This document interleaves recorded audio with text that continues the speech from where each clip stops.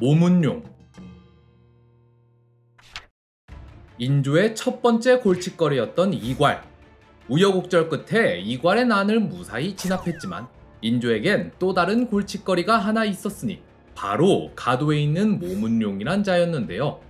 모문용은 명나라 장수인데 왜 조선 땅인 가도에 있냐? 그리고 대체 왜 명나라 장수가 조선 임금의 골칫거리가 된 거냐? 이걸 이해하려면 광해군 시절로 거슬러 올라가야 합니다.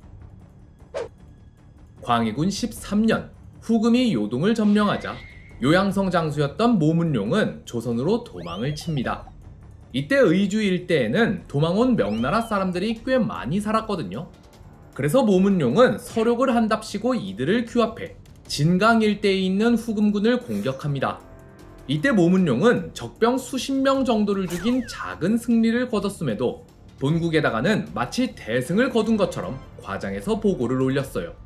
연이은 패전 소식에 한창 풀이 죽어있던 명나라 조정 입장에서는 이 승리가 그렇게 달가울 수밖에 없었는데요. 명조정은 모문용의 승전 소식에 크게 기뻐하며 그에게 거한 상을 내려줍니다. 자, 그런데 얼마 안 있어서 후금군이 복수를 하려고 아예 압록강을 건너서 모문용 부대를 쳐들어오는데요. 그러자 이번엔 일반 백성처럼 변장까지 하고는 꽁지 빠지게 도망을 쳐버리는 모문용. 그런데 이렇게 한번 크게 데이니까 완전 쫄아버린 모문용은 아예 작전을 바꿔서 이 기회에 완전히 조선에 눌러앉아 버리려 합니다. 말은 정비가 끝나면 다시 후금군을 공격하겠다며 아주 괄괄댔지만 공격은커녕 이를 빌미로 조선에다 삥을 뜯으려고만 하는데요. 이 모문용의 존재가 조선에게는 진짜 골칫거리일 수밖에 없는 게 모문용은 자신이 상국의 장수이니 서둘러 물자를 보급하라고 조선을 압박했습니다. 그러면서 도망칠 때는 조선 민가를 습격해 살인과 약탈을 자행하질 않나, 또 시도 때도 없이 후금을 쳐들어가겠다고 도발하질 않나. 덕분에 조선 입장에서 모문용은 요구를 무시했다간 명나라한테 한 소리 들을 것 같고, 또 그렇다고 그냥 두자니 후금이 계속 모문용 내놓으라고 압박하고, 그렇게 이도 저도 못하는 그야말로 존재 자체가 골칫거리로 전락해버리고 마는데요. 그래서 광해군은 고민 끝에 모문용을 가도라는 섬으로 보내서 살게 합니다. 섬에 갇힌 모문용에게 가장 큰 문제는 바로 식량 확보였습니다. 이때 명나라 사정도 좋지 않아서 명나라 조정에서는 모문용에게 돈을 줄 테니 조선에서 사오거나 아니면 직접 분전을 지어서 해먹으라고 하는데요. 근데 광해군은 모문용에게 식량을 지원해주길 거절합니다. 그렇게 가도에서 말라 죽어가던 모문용에게 일생일대의 절호의 기회가 찾아오니 바로 인조 반정으로 인해 조선의 왕이 바뀌어버린 건데요.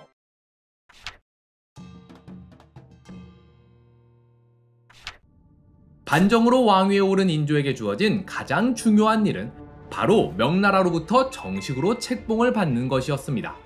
명나라를 상국으로 모시는 조선 입장에선 명예 책봉에 목을 맬 수밖에 없어요.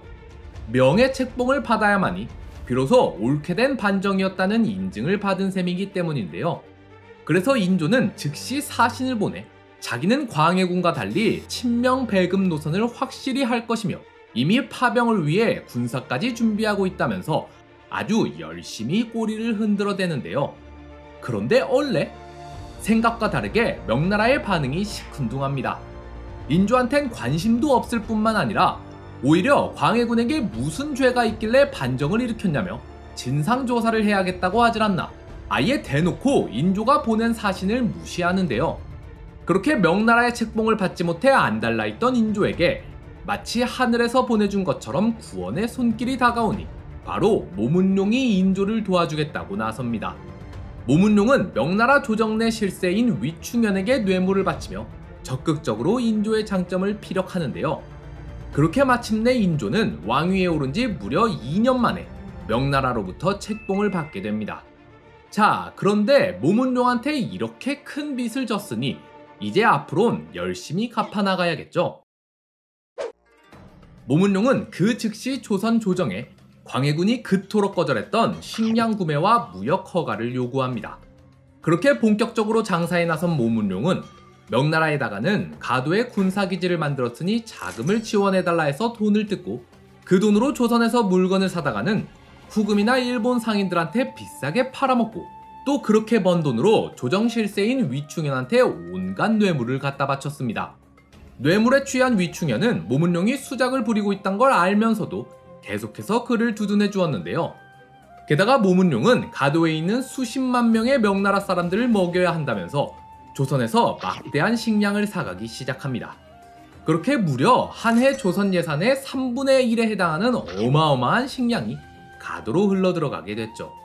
그런데 기근이 찾아오면 식량값이 폭등해 어쩔 수 없이 식량 유출을 줄일 수밖에 없었는데 그때마다 모문룡의 군사들은 주변 민가를 약탈해 배를 채웠습니다. 뿐만 아니라 부녀자를 겁탈하고 살인도 서슴지 않았는데요. 그야말로 가도의 왕처럼 군림하게 된 모문룡. 인조는 모문룡한테 제대로 호구 잡힌 거나 다름없었죠. 그렇게 시간이 흘러 인조 5년, 마침내 우려하던 사건이 터지고 맙니다.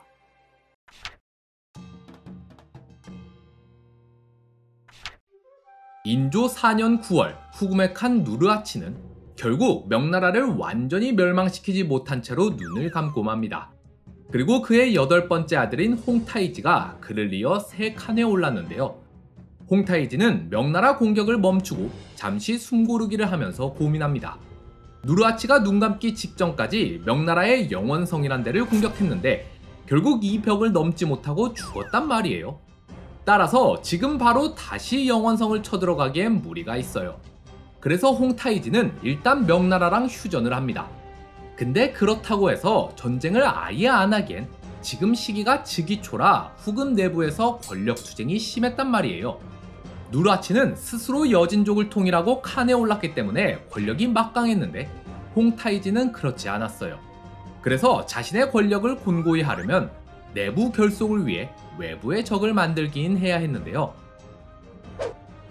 홍타이지는 누르하치가 살아있을 때도 줄곧 조선 침략을 외치던 인물이었습니다. 게다가 후금을 쳐들어오겠다고 저렇게 난리를 치는 모문룡이 조선에서 점점 힘을 키워가고 있는 것도 너무 거슬렸죠. 만약 조선이 저러다가 모문룡이랑 합세해서 나중에 명나라랑 전면전을 벌일 때 뒤에서 공격이라도 해온다면 뿐만 아니라 오랜 전쟁으로 물자가 많이 소모됐는데 거기다 만주 대기근까지 겹쳐서 후금은 식량난을 겪게 됩니다. 이러한 위기를 타개하려면 조선을 굴복시켜서 조선과의 교역을 통해 전쟁 물자를 확보해야만 했죠. 여러모로 홍타이지에게 조선 정벌은 필요한 상황이었습니다. 마침 시기도 딱 좋은 게 원래 조선은 후금을 견제하기 위해서 정예병을 싹 다 끌어다 북쪽에 배치했단 말이에요. 대표적으로 이괄이 병사를 1만 5천이나 이끌고 평안도로 가서 주둔했죠. 근데 이괄이 그 정예병으로 반란을 일으켜버리는 바람에 정예병 수천이 갈려나가 버렸죠. 이렇게 조선의 병력이 약해진 지금이 후금 입장에서는 공격하기 딱 좋은 적기라 할 수 있죠. 그렇게 인조 5년 1월 홍타이지는 사촌형 아민에게 조선 정벌을 명하는데요. 명분은 광해군의 원수를 갚겠다는 것이었습니다. 그렇게 마침내 후금군 3만여 명이 압록강을 넘어 조선을 쳐들어오는데 적어도 외교에 있어서만큼은 광해군이 인조에 비해 훨씬 뛰어났습니다. 광해군은 정보의 중요성을 알았기에 강홍립, 정충신을 통해 항상 후금의 정보를 캐내려 했고 모문룡에게도 쉽게 휘둘리지 않으려 했죠. 하지만 인조는 모문룡한테 제대로 호구 잡혀서는 아주 뼈까지 다 털리고 있을 뿐만 아니라 정보 수집에도 소홀해서 후금이 조선을 쳐들어온다는 사실조차 전혀 눈치채지 못하고 있었는데요. 심지어 명나라 장수를 통해 후금이 조선을 치려 한다는 정보가 들어왔을 때도 대수롭지 않게 여겼죠. 그러다 마침내 후금군이 압록강을 넘어 의주를 쳐들어와서야 뒤늦게 적이 쳐들어왔단 걸 깨달은 인조. 정묘호란. 조선으로서는 전혀 예상치 못한 습격이었기 때문에 순식간에 북쪽 방어선이 무너져 내립니다. 1월 14일 의주를 시작으로 바로 다음 날인 15일에는 정주성이 무너졌습니다. 21일에는 안주성이 점령됐으며 23일에는 마침내 평양성까지 도착했는데요. 적군이 코앞까지 왔다는 소식을 전해 들은 조정은 부랴부랴 짐을 싸서는 다시 한번 파천을 단행합니다. 목적지는 강화도. 후금군은 수군이 없는 만큼 서민 강화도에 들어가면 적이 공격해오기 쉽지 않으리라 생각해서였는데요. 한편 열심히 한양을 향해 진격하던 아미는 갑자기 군사를 멈추더니 인조한테 서신을 보내 화친을 맺자고 합니다. 아니, 말도 없이 쳐들어올 땐 언제고 이제 와서 웬 화친? 지금 후금군은 고작 3만으로 조선을 쳐들어갔단 말이에요. 이 숫자론 조선을 전부 점령하기엔 턱없이 부족합니다. 임진왜란 생각해보세요. 일본은 20만으로 쳐들어왔는데도 결국 못 먹었잖아요. 지금 조선의 상태가 안 좋다긴 하지만 그래도 장기전으로 가면 후금이 불리해질 거예요.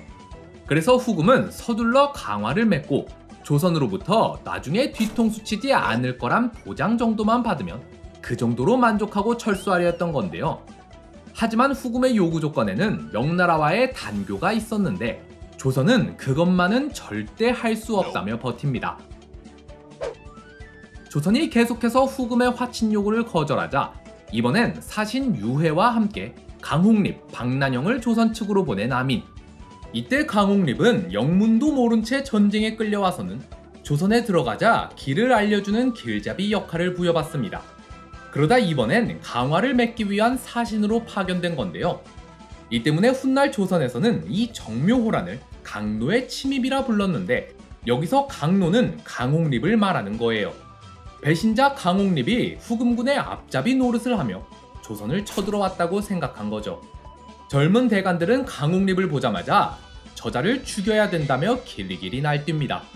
하지만 인조는 오히려 그를 위로하며 적의 저희가 뭔지 묻는데요. 얘까지 오느라 고생 많았소.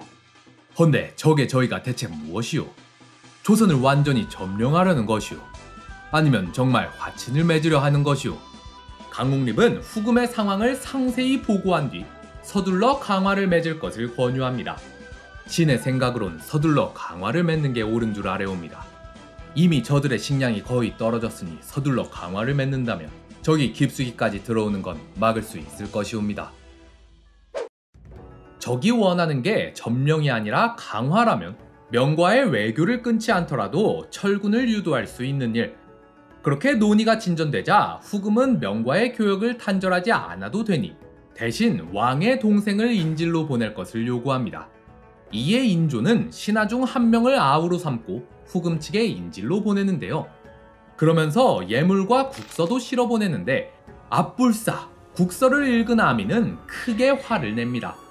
우리는 명의 속국이 아닌데 어찌 국서에 명의 연호를 쓴 것인가? 유해가 다시 조선 측에 돌아와 설명을 하자 조선은 논의 끝에 연호를 빼기로 결정합니다. 그렇게 이제 정말로 화의가 맺어지나 했는데 앞불싸! 예상치 못한 곳에서 또 문제가 터지고 마는데요. 후금은 맹약의 증표로 흰 말과 검은 소를 잡아 제사를 올리고 그 피와 고를 나눠 마시며 맹약의 의식을 행해야 한다고 주장합니다.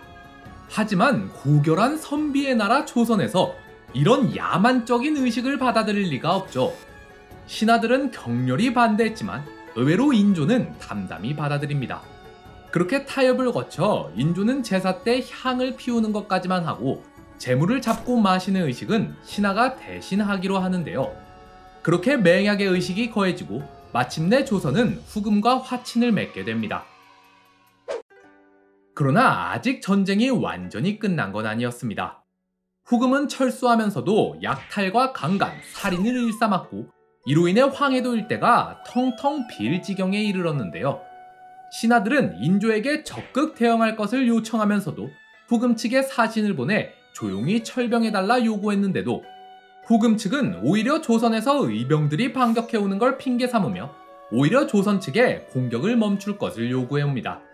실제로 이때 평안도 지역의 백성들은 자발적으로 의병을 일으켜 적극적으로 후금군을 공격했습니다. 정묘호란 때 조선이 거둔 가장 큰 승리인 용골산성 전투도 바로 이 의병이 거둔 것이었어요. 어쨌든 이렇게 후금군은 조선에서 완전히 물러갔고 전쟁은 일단락된 듯 보였으나 조선이 당할 고통은 이제 시작이었습니다.